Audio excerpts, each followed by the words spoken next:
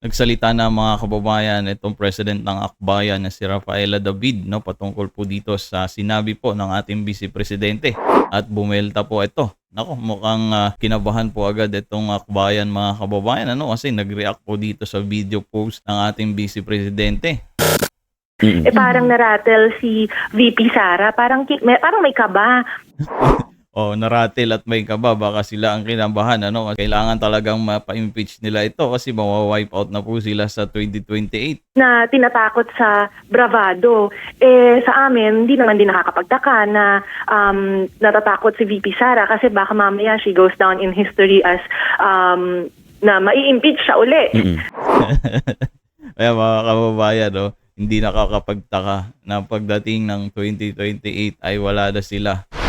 So ito mga kababayan, meron na naman po tayong balita ngayon, pero bago po natin umpisahan ito, huwag niyo po kalimutan mag-subscribe po dito sa ating YouTube channel. Panoorin po natin itong balitang ito mga kababayan. Ang title nga po nito, threatened ba siya? VP Duterte identifies political threat after recent statement, says Akbayan. So pakinggan po natin itong mensahe po ng President ng Akbayan mga kababayan. Kasama na po natin sa ating programa ang presidente ng Akbayan Party, si Ma'am Rafaela David. Good morning po, Ma'am Rafaela, Christian at Pamela. Hello, magandang umaga, Christian and Pam, and syempre sa mga tagapakinig natin ngayong umaga sa Anong Ganap. Maraming salamat po, Ma'am. Napanood po namin yung naging palitan po ng mensahe po ninyo, pati po ni Vice President Sara Duterte. Ang tanong ko po, Ma'am Rafaela, nabanggitin niyo sa inyong video statement na parang may takot sa parte ng Vice Presidente kaya siya naglalabas ng ganyang statement na minamaliit po yung impeachment complaint na inyong i-file. Saan po kayo nanggagaling yung takot ng pangalawang Pangulo? Gawa-gawa lang nila yung takot na sinasabi nila. Oo nga kasi nung napanood namin yung video, Sabado, parang natawa kami. Kasi for something she insists na wala daw merit. Parang narattle si VP Sara, parang may kaba na tinatakot sa bravado. Sa amin, hindi naman din nakakapagtaka na natatakot si VP Sara kasi baka mamaya she goes down in history as na mai-impeach siya uli. Ngayon, normal lang naman na mag-post ng video kasi nasa social media at syempre Vice Presidente kayo nga, lagi rin naman kayo nagpo-post sa mga social media nyo yung another time around, at mukhang mas nagiging totoo na kasi itong nakaraang linggo ay ayan, inadmit niya mukhang magkatotoo na. Ibig sabihin yung unang impeachment na yun, hindi pala totoo yun. inelevate na yung aming complaint sa Office of the Speaker. So hopefully ay tuloy-tuloy na ito at sana tuloy na sa impeachment at sana ay matuloy na rin yung trial kasi alam natin na udlot iyon the first time around and this time sana manaig na ang katotohanan, manaig na ang pananagutan. Opo. Ayan, ikaw na rin nagsabi mananaig na ang katotohanan. Tingnan natin sa susunod ng mga araw kung sino nga ba talaga ang nagsasabi ng katotohanan dito. Ang sinabi rin po ni VP Sara doon sa kanyang video statement ay may bahid ng politika yung inyo pong impeachment complaint at hindi po niya maiwasang i-connecta doon sa di umano'y political plans moving forward ni Senator Risa Ontiveros. Naku, ibabalik ko po yung tanong sa kanya. Ilang taon pa bago mag-2028 elections, pero parang siya na mismo ang pumili kung sino ba yung banta sa kanya. At nakikita niya siguro na sa magandang trabaho na ginagawa ni Senator Risa ay nakikita niya siya as one of the biggest threats. Ayan, survey lang tayo dahil sinabi na naman po nitong president ng bayan na malaking threat daw po itong si Risa Ontiveros kay VP Sara. Magano po tayo, survey tayo. Ayan, sino pipiliin nyo? Type nyo yung 1 kay VP Sara, type nyo yung 2 kay Risa Ontiveros. Sa kanyang political career. So, parang si Sara na mismo ang nagsasabi na threatened ba siya? At kung tutuusin, Sara just told us something important. Nakikita niya kung sino yung pwedeng mag-consolidate ng mga forces na ayaw ng klase ng politika na sinisimbolize ng mga Duterte. Sa tingin niyo, Ma'am, saan nanggagaling yung sinasabi ng Vice Presidente na walang basihan yung mga reklamo laban sa kanya? Kaunay nga po nung sa confidential funds, yung mga questionable names sila Mary Grace Piatos, ang tagal na din po itong inimbestigahan sa lower house at glaring yung mga evidence na ipinresent doon sa mga pagdinig to a point na may mga filing na rin ng cases against her sa ombudsman. Yeah. Ayan, may mga naka-file na pala. Hanggang ngayon, wala pa rin naging result, di ba? Ibig sabihin, mababasura din yung impeachment ninyo. That's right. And we're hopeful na this impeachment complaint na it's not just a legal proceeding but as a political statement ay maipakita natin na yung ganung klaseng mga politiko na alam naman natin nag-hocus-pocus at meron naman tayong ebidensya na we're excited to show the public and also yung ating mga kongresista ay maipakita din na walang lugar ang public service dun sa ganong klaseng pang-abuso, sa ganong klaseng pambubudol sa taong bayan.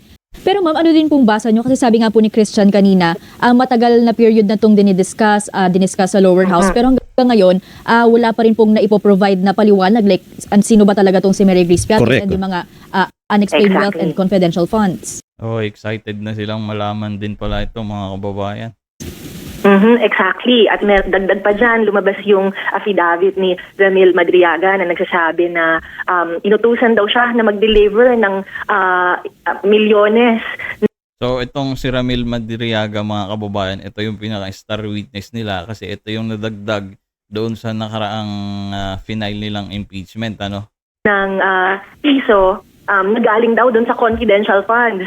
Kaya nga napakahalagang malaman na natin saan talaga ba nila ginamit yung confidential funds na yan? Sino ba talaga si Mary Grace Piatos? Kasi ang tagal nang naghihintay ng taong bayan. Hanggang ngayon ay hindi pa rin humaharap si VP Sara. So once and for all, harapin niya na kasi yung mga charges. Hindi yung gagawa siya ng video on a Saturday morning. Pero are you hoping, ma'am, na within this year or within this impeachment complaint ay makakapag-provide na sila ng explanation or hindi na rin po kayo umaasa? Aba, dapat lang. Kasi over a year nang delayed yung trial ni VP Sara. Sila ay, alam naman natin, ang dami nilang delaying tactics at nagtago pa doon sa issue ng technicality doon sa unang impeachment complaint natin. Kaya sana naman ay handa na silang iharap at ipakita sino ba talaga si Mary Grace Piatos. Although their camp is saying na hindi daw yun kasama sa strategy nila, hindi naman yung tungkol sa strategy nila. Tungkol yun sa hinihingi ng batas at hinihingi ng pananagutan and hopefully the hearings that will proceed after the once the Committee on Justice takes on our complaint ay maipakita na kung sino ba talaga si Mary Grace Piatos and friends at saan ba talaga napunta yung millions of confidential and intelligence funds na tinatarget nyo yung milyon pero yung billion, no, hindi nyo pinapansin. Mukhang winaldas ng Office of the Vice President. Apo. And speaking of impeachment complaint, Ma'am Rafaela, nasa tanggapan na po ng Speaker yung inyo pong impeachment complaint. And inaasahan po na ito ay maaaring i-endorso sa plenaryo para ma-endorse sa Committee on Justice or katulad po ng pinagdaanan sa unang impeachment last year na pagbobotohan na po kaagad. Ano po ba ang, siguro po kung kayo po ang tatanungin, which track do you prefer na maging, kahinatnan ng impeachment laban sa Vice Presidente? Para sa amin, napakahalagang marinig ng Committee on Justice yung impeachment complaint na hinaing namin at gayon din kung ano man yung nakikita ng ating mga kongresista na pinaka expedient na paraan na yung hustisyang hinihingi natin ay makuha ay sana marating nila. So kung ano man yung track, kasi may several modes yan either yung citizens complainants or if halimbawa man yung katulad last time, yung mga kongresista natin ay nagpasa through 1/3 ng endorsement ng nilang version of an impeachment complaint, ay hihintayin natin yung ating mga kongresista kung ano yung sa tingin nilang mas expedient. Pero marami na rin mga kongresista ang nagsabi na talagang may hirapan silang kumuha ng 1/3 vote. What we're seeing right now is most likely yung Committee on Justice will hear our complaint and will hopefully hear the evidence as well and hopefully yung complaint na aming ihinain, yung magiging articles of impeachment na i-endorse ng 1/3 ng House to the Senate. So yun yung aming prayer, no, na hopefully this complaint serves as a strong basis ng magiging articles of impeachment na tatanggapin ng Kongreso. Sa tingin po ba ninyo makakaapekto yung nangyari doon sa impeachment complaint naman laban kay Pangulong Marcos dito po sa magiging pagtalakay sa impeachment laban kay Vice President? Kasi 'di ba ang declaration po ng House Justice Committee ay insufficient in substance yung impeachment laban kay Pangulong Marcos and parang at that level parang may certain level of evidence nang hinihingi agad doon yung committee, kaya parang hindi nag-fail yung dalawang impeachment complaint laban kay Pangulong Marcos. This time po sa impeachment ni VP Sara, are we confident enough na at least sa level na yun, makakalusot po yung ating reklamo? Very confident, lalo na this is also something that we've been preparing for because we filed and Yes. we endorsed the first impeachment complaint. So actually, take two na nga ito kasi naudlot yung unang impeachment. Correct. And we're quite confident kasi we've improved the complaint further. So asahan mo may take 3 pa yan. And we're confident na ito ay papasa sa sufficiency in form and sufficiency in substance. In fact, our complaint is around 855 pages. Kaya kung makikita ninyo, trinoli pa namin yung complaint dahil marami kaming annexes na nilagay para ipakita talaga na merong ebidensya, malakas ang ating paninindigan na meron tayong ebidensya para hindi lang itry pero i-convict si VP Sara. Opo, ma'am, ano ang masasabi po ninyo doon sa umugong last week na posibleng pagpapalit po sa liderato ng Senado?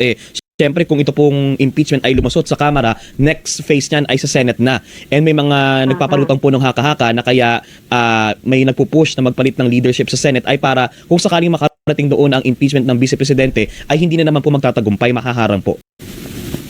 Alam niyo po, Sir Christian, this is yet another sign na parang kinakabahan ata ang Duterte camp na talagang tuloy-tuloy na itong impeachment. So, gagawan talaga nilang ng paraan sa iba't ibang levels na naharangan yung katotohanan at patanagutan at itong impeachment complaint natin. So, kung if there's anything we're reading dun sa subok na pag-shake up ng Senate leadership, and it's how telling yung takot na pilit na tinatago ng kampo ni VP Sara. So parang dito mga kababayan sa pag-uusap na to mga kababayan, parang naka-target lock talaga sila dito sa ating Vice Presidente, pati na sa mga Duterte family, ano? So ayan mga kababayan, kung nakarating po kayo dito sa dulo, sa video na to, kung may komento ka, i-comment nyo po dyan sa baba. Maraming salamat po.